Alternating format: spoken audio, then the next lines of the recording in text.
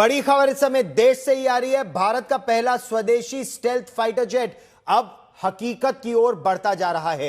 रक्षा मंत्री राजनाथ सिंह ने एमका प्रोग्राम को पूरा करने के लिए हरी झंडी दे दी है। भारत के 5वीं पीढ़ी के लड़ाकू फाइटर जेट एमका का इंतजार पूरा भारत कर रहा है।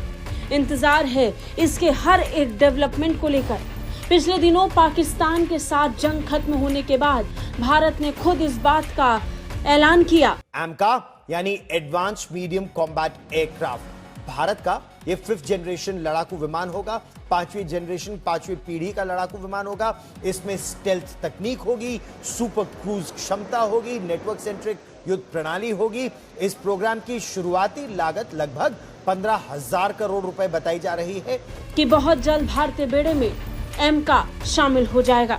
जैसे ही ऐलान हुआ वैसे ही एमका के इंजन के लिए दुनिया भर से ऑफर आने शुरू हो गए। आत्मनिर्भरता की ओर भारत ने बड़ा कदम उठाया है। रक्षा मंत्री ने 5वीं पीढ़ी के स्टील्थ फाइटर जेट पर प्लान को मंजूरी दे दी है, जो भारत के रक्षा क्षेत्र में एक ऐतिहासिक कदम है। रक्षा मंत्री की मंजूरी और उद्योग साझेदारी मॉडल से ये सुनिश्चित होगा। एडीए यानी एरोनॉटिकल डेवलपमेंट एजेंसी इसे सार्वजनिक और निजी साझेदारी मॉडल के रूप में विकसित करेगा।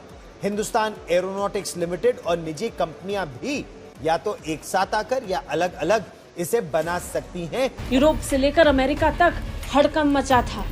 हर कोई अपने अपने स्तर पर ऑफर दे रहा है। अब इसी में अमेरिकी कंपनी जनरल इलेक्ट्रिक्स का भी नाम शामिल है। वही जनरल इलेक्ट्रिक जो अब तक तेजस के इंजन की आपूर्ति नहीं कर पाया है। कि निजी और सार्वजनिक क्षेत्र मिलकर भारत का पहला 5वीं पीढ़ी का लड़ाकू विमान बनाए, और ये न केवल भारतीय वायुसेना को मजबूत करेगा बल्कि आत्मनिर्भर भारत के सपने को भी साकार करेगा। अमेरिकी कंपनी जनरल इलेक्ट्रिक के चेयरमैन और मुख्य कार्यकारी अधिकारी लैरी कल्प ने इकोनॉमिक्स टाइम्स को दिए गए एक इंटरव्यू में कहा कि कंपनी भारतीय वायुसेना के 5वीं पीढ़ी के स्टील्थ फाइटर जेट या एडवांस मीडियम कॉम्बैक्ट एयरक्राफ्ट के लिए इंजन बनाने के ठेके के लिए प्रतिस्पर्धा करेगी।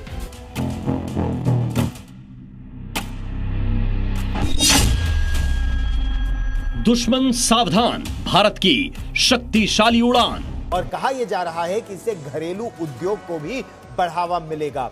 भारतीय वायुसेना को अगले दशक में लड़ाकू विमानों की भारी कमी का सामना करना पड़ रहा है। इसलिए भारत को नागरिक और रक्षा एरोस्पेस कारोबार दोनों के लिए रणनीतिक रूप से कंपनी महत्वपूर्ण योगदान दे सकती है। बड़ी बात यह है कि व्यापारिक तौर पर जनरल इलेक्ट्रिक्स भारतीय बाजार को बड़ा मान रहा है।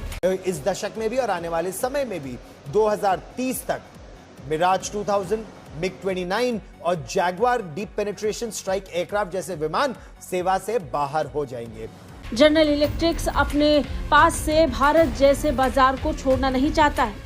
यही कारण है कि तेजस के 404 इंजन के बाद अब बारी एमका के इंजन को लेकर के है, जिसे लेकर ऐलान हो चुका है कि इस दौड़ में भी वो बराबर हिस्सा लेगा और किसी भी कीमत पर इस डील को हासिल करने की कोशिश करेगा। लेकिन जनरल इलेक्ट्रिक्स के लिए ये काम इतना आसान नहीं होगा।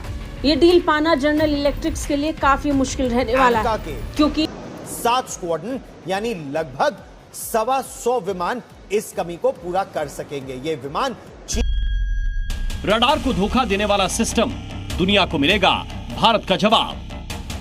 भारत अब अपने आसमान की रक्षा खुद करेगा। जनरल इलेक्ट्रिक्स के साथ ही तेजस के इंजन को लेकर के भी डील हुई थी, जिसकी डिलीवरी में काफी लेट हुआ।